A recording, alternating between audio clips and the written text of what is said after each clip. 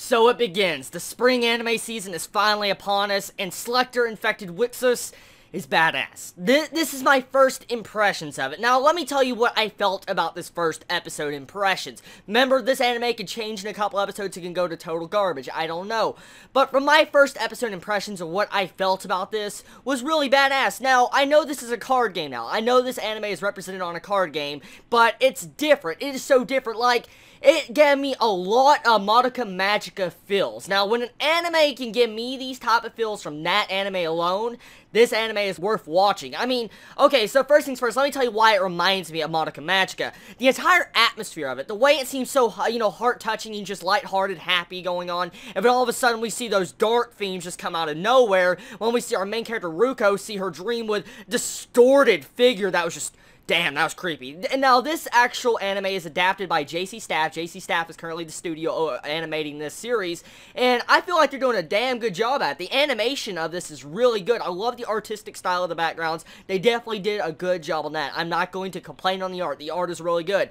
Now, let's get on to the actual original soundtrack, the BGM. Now, as soon as the actual episode started, I didn't have headphones on, and all of a sudden, as soon as I heard talking and that, like, choir music in the background, I instantly put my headphones on my head just because I really love that type of music. So the music is definitely badass. I love the music in the series. So now I like the animation. I like the music. I told you I felt a lot of Madoka Magica feels. So let's talk about this episode in general. So we have our main character Ruko that seems to be a loner type girl that can't make any friends. She's recently moved and she's living with her grandma. So pretty much she actually eventually finds this card that's given to her by her brother, and it's pretty much like this card game called Selector Infected WIXOSS, or it's WIXOSS in one word. But she looks at this card and all of a sudden the card just came to life and like it's just making weird cat type sounds, which is so fucking adorable. I was just like, oh, so adorable. But yes, the actual adorableness of that card, I just want to freaking hold that card in my hands like, oh, it's so cute. It really, the cute faces of this episode is really adorable. It's moe type blob character faces. I think it's just really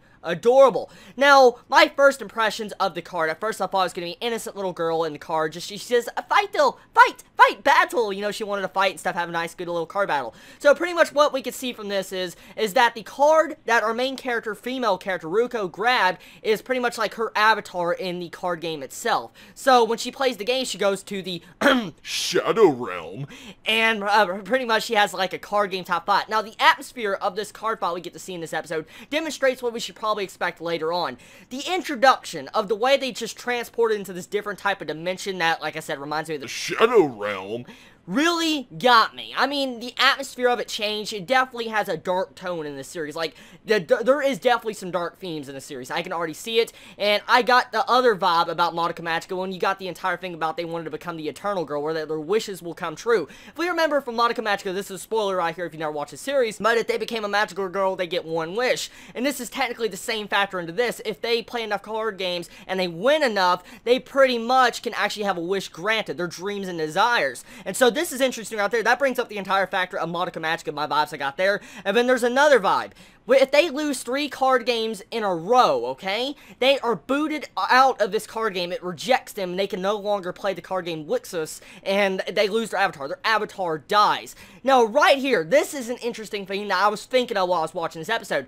If we also remember from Madoka Magica, that little, soul gem that they held around their neck or in their hands or whatever that they had to purify, remember what happened if that broke?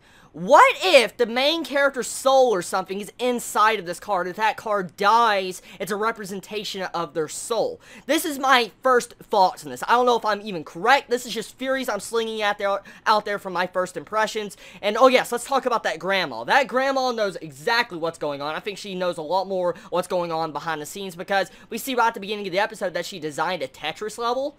What? She designed a Tetris level, so this grandma is no joke. I mean, I don't know if they were just doing that as comedy-wise, but I think that's hinting at something later on, because, I mean, this actual series is focused around a card game, but at the same time, she made a Tetris level, so maybe the grandma is, the creator of this card game. I have no clue.